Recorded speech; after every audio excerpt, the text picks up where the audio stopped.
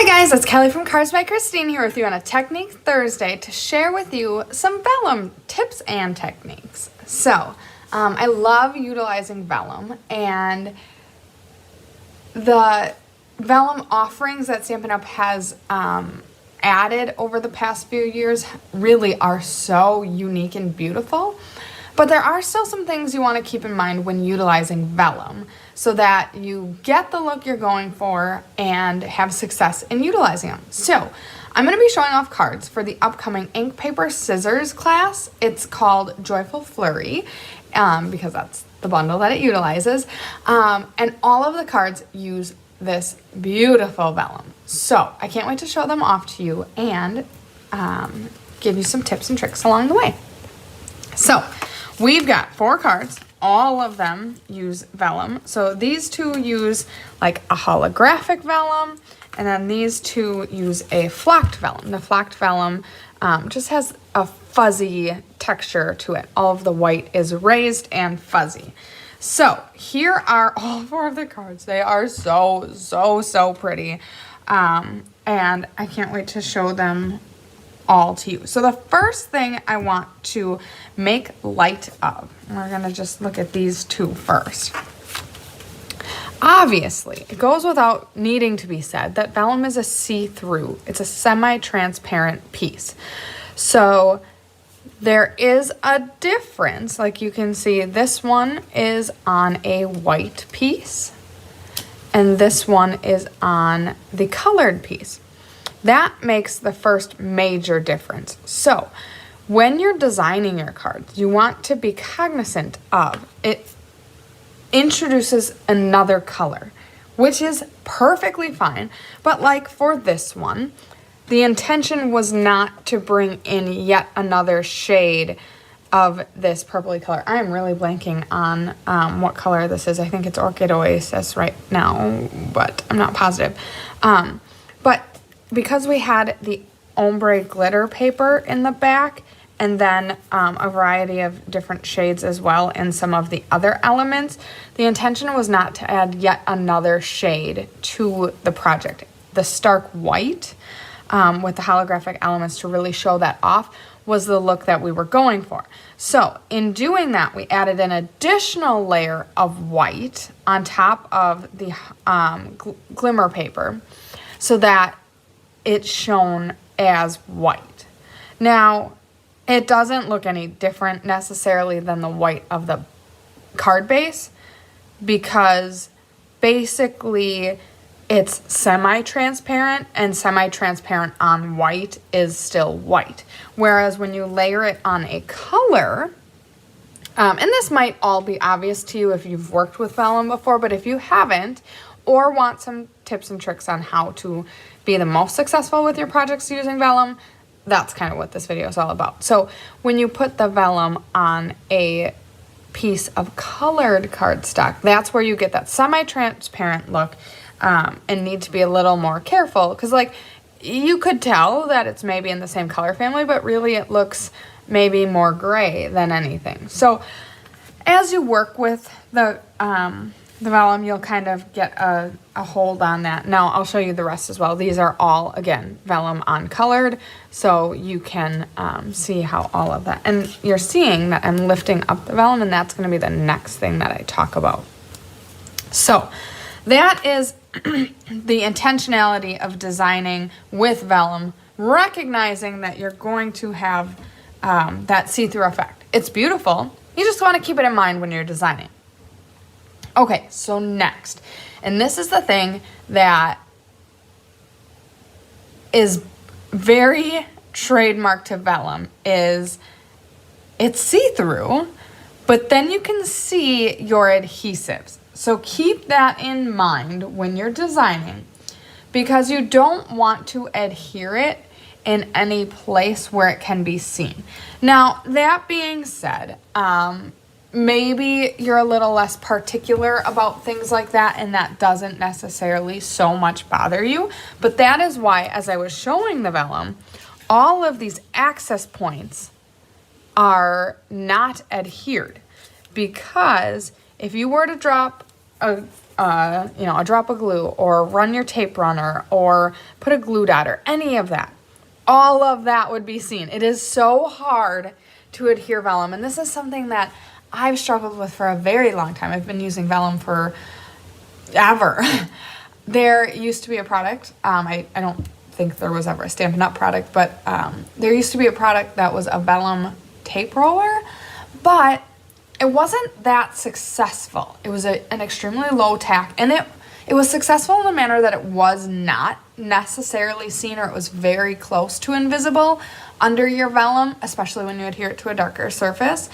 But what wasn't so successful was it was pretty low tack, and when you use it, you assume that it's going to keep everything held together nice, because that's the function of an adhesive, and it really did not work that well. So, I mean, maybe it's still out on the market, and maybe it works for some of you, but it's not something I utilize anymore, and I just try to be more strategic about how and where I'm gluing when I'm using a vellum project. So let's take a peek. So you've seen as I'm working through these cards that I'm doing a lot of pushing and pulling and pressing and stuff like that. So this piece, the only place that it is adhered is behind the focal. And that's what you're going to find with most of these. But your main adhesion is going to be behind here. When you have a focal piece to cover it up, it doesn't matter what you use. It doesn't matter how much you use. Because you're going to be putting something right on top of it. So it doesn't matter if it's ugly behind. I will say, on this one in particular, more adhesive would work better than on the other cards, because on the white, you really won't notice as much as when you're adhering on a colored piece. So you could be more confident in adhering some of these spaces a little more. But they're just going to be more delicate cards, because the adhesive is going to be strategically placed, and then it's going to just want to be treated with a little more care. Now, you can find more places. Like, this is mainly just adhered in this section, but especially if you use like a liquid glue or a glue dot. For instance, I would maybe take, I'm trying to find my glue scissor here. I would maybe take, I'm notorious for doing this, my glue scissor, kind of pick a glue dot off with my glue scissor, and then shimmy it under this banner area and adhere it here as well. Because then we have another point of adhesion even behind some of these embellishments. Now, if you do your main adhesion behind the focal image, this card is done. I mean, besides the inside, but Chris always leaves her insides out so that you can put it behind and see it from within the sleeve. So, like, this card is done. So what I just did with my scissor, that trick to grab the glue dots off of the roll, once the whole thing is assembled, you could go back and strategically place some glue dots behind some secondary pieces. Obviously, you're not going to guess where all of these banners and embellishments and stuff land when you're initially stacking it together, because this would get glued down before you're even working on any of these pieces. So it's a little risky to put glue where you're not quite sure where the glue is. Now, you can think about it backwards too. If you put glue in certain places, well, now you know where you're going to put your embellishments, because you're trying to cover them up. So those are just a couple of things that go into thinking through how to work with vellum. Now, on this next one, this one's a lot simpler, because you've got a large chunk of focal and kind of like a banner running through the middle. Also, this one, I'm hoping you can see, is, I'm just going to be a little more aggressive than I want to be, but you can see here, the vellum stops here. So the entire middle section isn't actually vellum, but what you can do here, sorry, I'm losing my grip. You can take your vellum strip that goes here and your vellum strip that goes here and run an entire strip of liquid glue or tape runner across that whole length, because you're confident that it's going to get covered by both of these layers. So that one's pretty simple. Yes, it's still going to be loose on the top and the bottom, but especially due to the size of these pieces, that is really a non-issue. Now, if you wanted to further enforce it, you could put, again, a glue dot or even a dab of glue behind where this ribbon stuff is. But this one's pretty simple on how to successfully glue without having to worry about the extra pieces. I would say largely the same thing goes on this one. Now, this is a full mat size piece. This is not paper conserved by any manner. So like this layer is, let's see here, it's probably 3 3/4, 3 7/8 by 5 1/8. So that's a full sheet. We didn't, scrounge any paper out of the inside of this. But knowing that this is how this one is designed, again, you can go ahead and put the entire adhesive behind this middle section. That's a nice 2 3/4 by 4. So you can adhere up that whole middle here and not worry about it. Now, you can also strategically place. Now, when you flip this over on the back, you'll see, you can see where the flocking comes through. So you can strategically place, like in the middle of the snowflake or this whole area, throw a nice small but generous size amount of glue behind this piece. Easy adhesion. Now, what I would do when I stick this down is I would carefully make sure to hold the spots that have the glue behind it and kind of monitor it, because as it's drying, I don't want to push too hard and squeeze it all out from behind.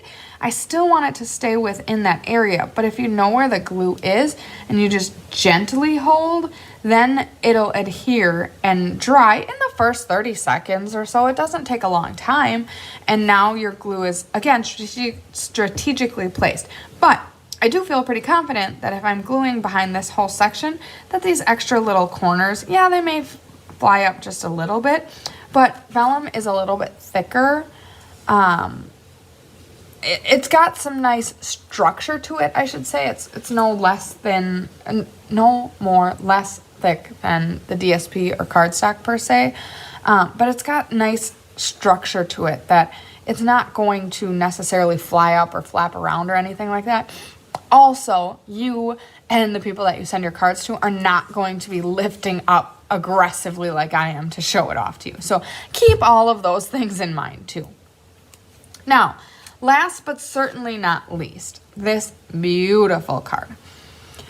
Again, as you're going through this, you're maybe picking up on the same concepts. There's a lot of space beneath designated designs on your card base. And one thing I would probably do if I was making this card along with you is I would maybe adhere along the edge here, or maybe put a glue dot in a couple of spots here to give that, because the ribbon's going to cover it anyways. The ribbon might actually use the glue dot as well to hold itself in place. So yes, you'll have the spots on the edges here, but again, I would maybe take my scissor, grab a glue dot, and throw one under the banner here. And as well, some nice big spots here where you can easily throw a glue dot down to help give the vellum a little bit more integrity and hold while you're designing. You can kind of keep those things in mind. So I love these cards so incredibly much. I love the set too. I knew right from the start that it was going to be one that I really enjoyed. But those are just a couple tips and tricks on how to use vellum, because these cards are certainly elevated through the use of vellum. So it's not something you want to be intimidated by and feel as though you can't use. And I just want you to feel successful in using them so that you whip it out and start using it on some of your beautiful snowflake cards. These cards are from the Ink, Paper, Scissors online card class featuring Snowflake Flurry, I think. Oh, sorry. This class is on Thursday, December 22nd at 6 p.m. It is an online only class.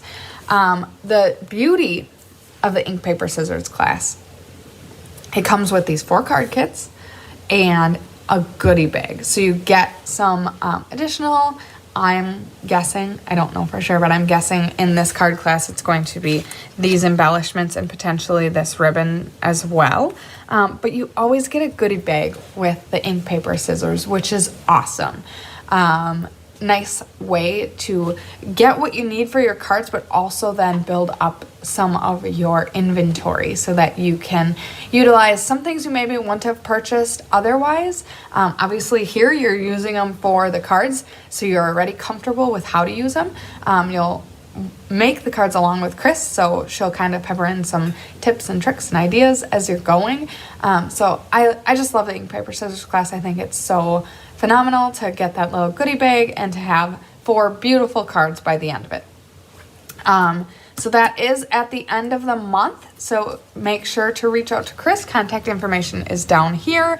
We've got cardsbycrispy.com. You can go to the events calendar and find the information for all of the classes that we've got, or reach out to Chris via email or phone to coordinate classes if you don't know how to utilize the web forms to sign up for classes. So I hope you have a wonderful Technique Thursday and you can catch